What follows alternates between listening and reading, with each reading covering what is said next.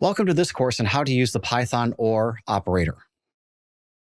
OR is one of the three Boolean operators in Python. The other two are AND or NOT. We use Boolean operators to control the flow of our program, typically in if statements and while loops. In this course, you will learn how the Python OR operator works. You'll learn how to syntactically use it in both Boolean and non-Boolean contexts. You'll figure out where you would want to use it in particular situations. And you'll learn how to read other people's code that have taken advantage of how Python executes an OR operation to do some fairly cool programming. But we'll get started with a little bit of background on the OR operator. In this lesson, you get a bit of a background about what Boolean logic is. Boolean logic is named after George Boole, who developed a whole system of mathematics based on two values called true and false, and the operations on them, three of them, and, or not.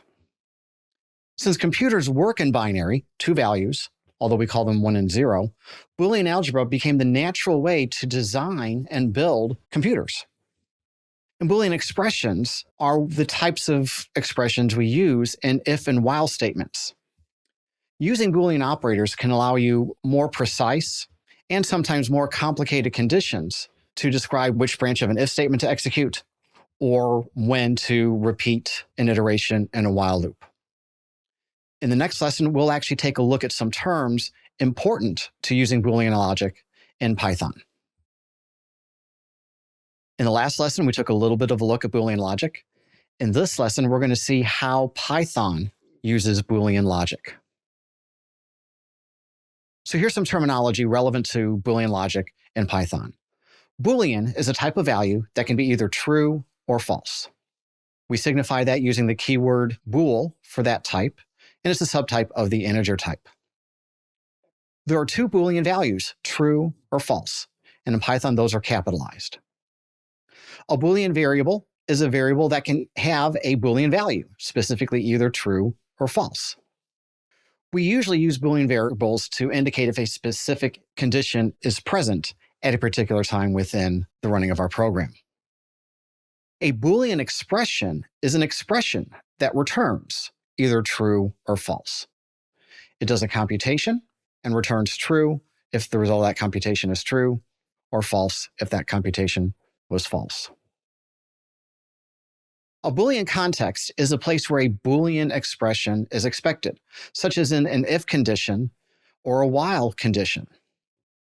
They determine which branch of a selection statement we go into, or whether we perform an additional iteration of a while loop. Operands are individual parts of larger expressions. If you're adding two numbers, each number is called an operand. The Boolean logic operators of AND and OR both use two operands, and the NOT operation uses a single operand.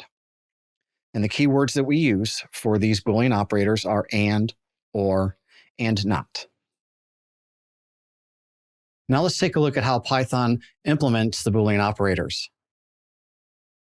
If you're coming from another language, like JavaScript, Java, C#, any of the descendants of C, you're probably familiar with using the symbols, the two ampersands for AND, the two vertical bars for OR, and the exclamation point for NOT.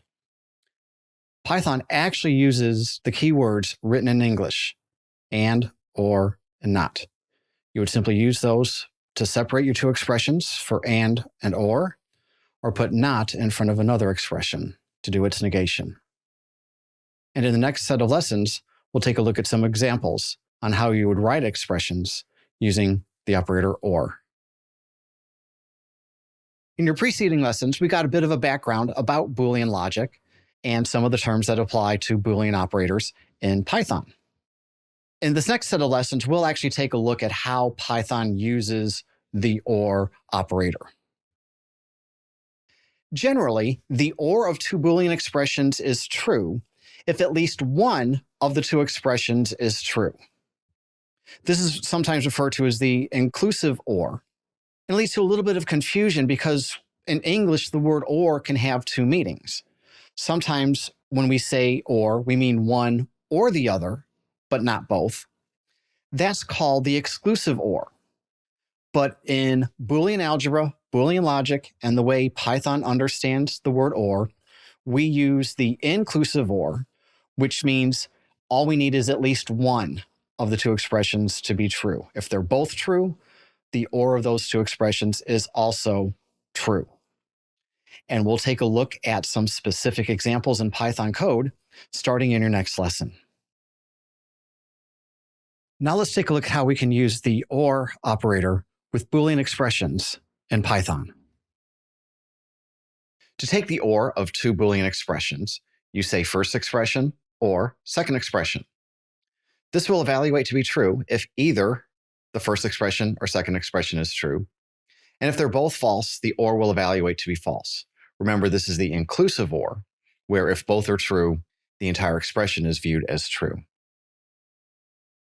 That can be summarized in this truth table. If expression 1 and expression 2 are both true, the entire expression evaluates to true. If the first one is true and the second one is false, the whole expression evaluates to true, and so on and so forth. Let's take a look at some examples of this. So if I provided two expressions, 5 equals 5, or 3 is less than 9, since both those expressions are true, the or will be true. If I provide one true and one false, 4 is less than 9, or 7 equals 4, since the first expression was true, the whole thing is true. If I provide an example where the first one is false, but the second one is true, 4 is less than 2, or 9 equals 9, the whole thing evaluates to be true. And if I provide two expressions that are false, 5 is less than 1, or 7 equals 8, the whole thing evaluates to false. An observation to make, and this will help you understand some of the future examples we'll take a look at, is if expression 1 is true, the result is the value of expression 1.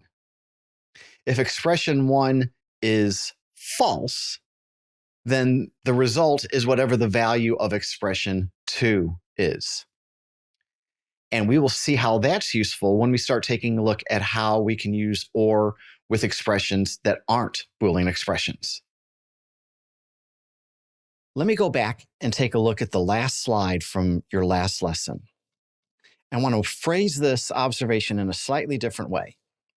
If I'm taking the or of expression 1 or expression 2, and expression 1 is true, the result of the or operation is expression 1. True, in both cases, expression 1 is the result. If expression 1 is false, then the result is expression 2, whatever expression 2's value was. Now, in this lesson, we're going to take a look at how you can use the or operation with common objects in Python. Python allows you to use the word or with things other than Boolean expressions.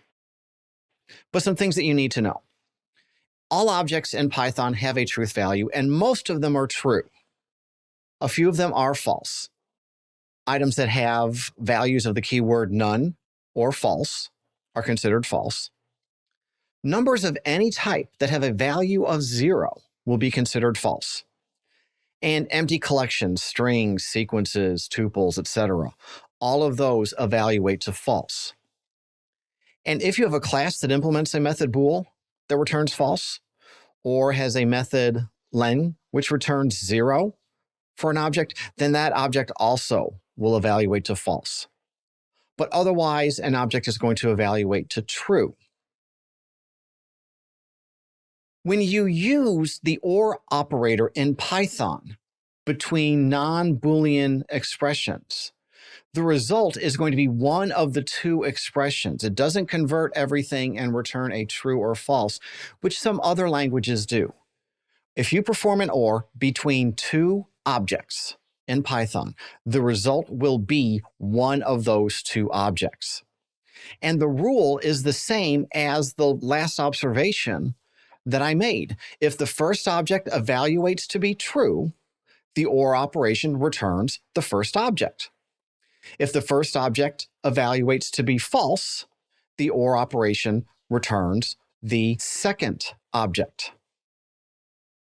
And so with that in mind, we can actually perform OR operations on things that aren't Boolean expressions. So for example, I can take the OR of 3 or 7. 3 is true, and so we know the OR operation is going to give us the first object, which is 3. If I say empty string or 19, here we have the first operand is false, and so we get back the second operand.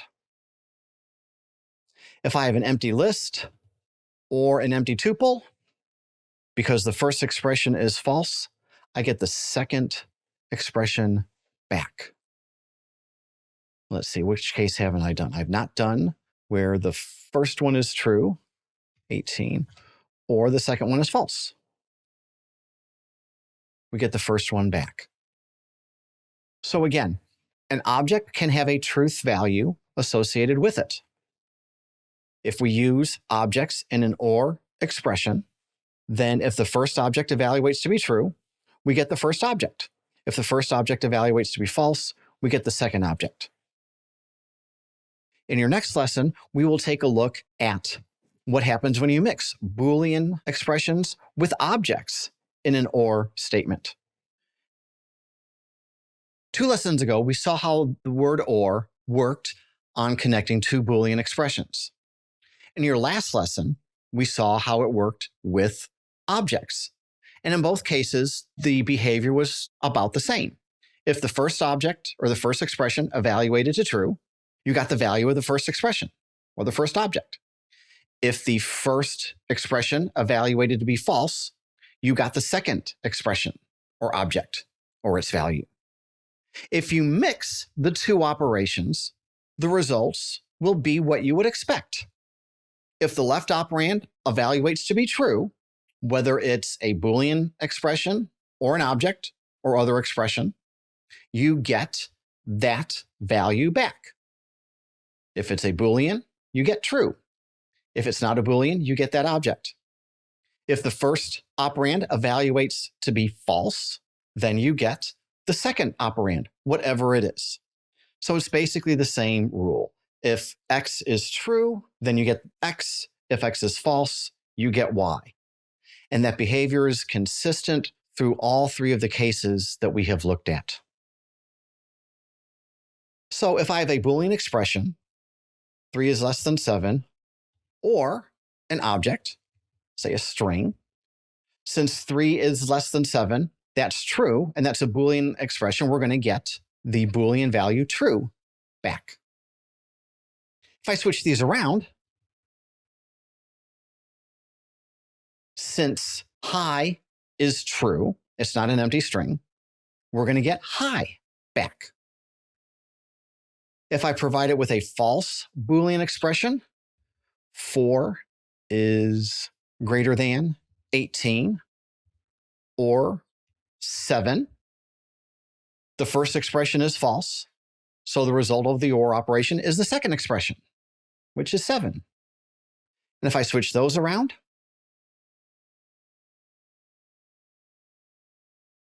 seven evaluates to true, and so we get the first operand back, which is 7. If I give it 2 false operands, 5 is greater than 18, or say an empty string, since 5 is greater than 18 is false, we're going to get the second operand back. And if I switch those around, empty string or 5 is greater than 18, now the first operand is false, so we're going to get the result of the second operand, which is also false. So again, when you use OR between any 2 expressions, the behavior is always the same. If the first expression evaluates to be true, you get that first expression, its value or its object.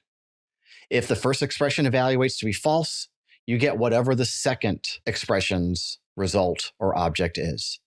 That behavior is consistent throughout the use of the Python OR operator. In your next lesson, we're going to take a little closer look at what Python is doing behind the scenes when it looks at your OR operation, specifically how it evaluates and when it evaluates each part of your OR expression to determine the result.